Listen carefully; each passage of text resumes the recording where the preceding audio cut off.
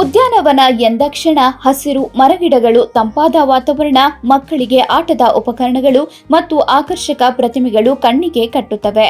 ಆದರೆ ಮೈಸೂರಿನ ಮಾನಸ ಗಂಗೋತ್ರಿಯ ಭೂವಿಜ್ಞಾನ ಕೇಂದ್ರದಲ್ಲಿ ಕಲ್ಲುಗಳಿಂದ ನಿರ್ಮಿತವಾದ ಒಂದು ಅನನ್ಯ ಉದ್ಯಾನವನವಿದೆ. ಇದು ಎಲ್ಲರ ಗಮನ ಸೆಳೆಯುತ್ತಿದೆ.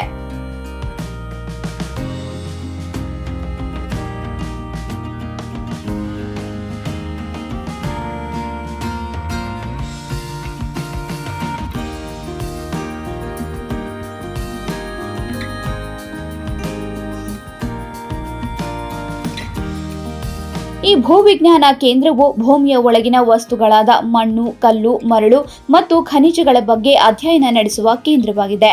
ಆದರೆ ಇಲ್ಲಿನ ವಿಶೇಷತೆ ಎಂದರೆ ಕೇಂದ್ರದ ಒಳಗೆ ಪ್ರವೇಶಿಸಿದ ತಕ್ಷಣ ಕಲ್ಲುಗಳಿಂದ ರಚಿತವಾದ ಉದ್ಯಾನವನವು ಸ್ವಾಗತ ಕೋರುತ್ತದೆ. ಸಾಮಾನ್ಯ ಮರಗಿಡಗಳ ಜೊತೆಗೆ ಇಲ್ಲಿ 80ಕ್ಕೂ ಹೆಚ್ಚು ವಿಧದ ರೀತಿಯ ಕಲ್ಲುಗಳನ್ನು ಜೋಡಿಸಲಾಗಿದೆ. ಒಂದೊಂದು ಕಲ್ಲಿಗೂ ತನ್ನದೇ ಆದ ಮಹತ್ವವಿದೆ ಎಂಬುದನ್ನು ಇಲ್ಲಿನ ವಿವರಣೆಯಿಂದ ತಿಳಿಯಬಹುದು.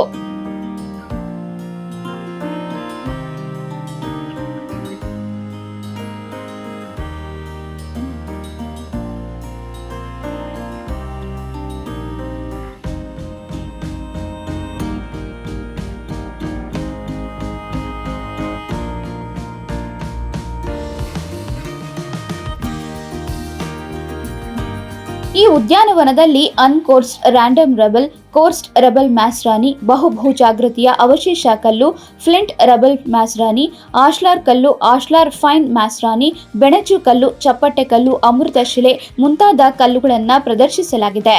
ಇವುಗಳ ಉಪಯೋಗ, ವಿಶೇಷವಾಗಿ ಮನೆ ನಿರ್ಮಾಣದಲ್ಲಿ ಯಾವ ಕಲ್ಲುಗಳನ್ನು ಬಳಸಲಾಗುತ್ತದೆ ಎಂಬ ವಿವರವನ್ನು ಇಲ್ಲಿ ಒದಗಿಸಲಾಗುತ್ತದೆ.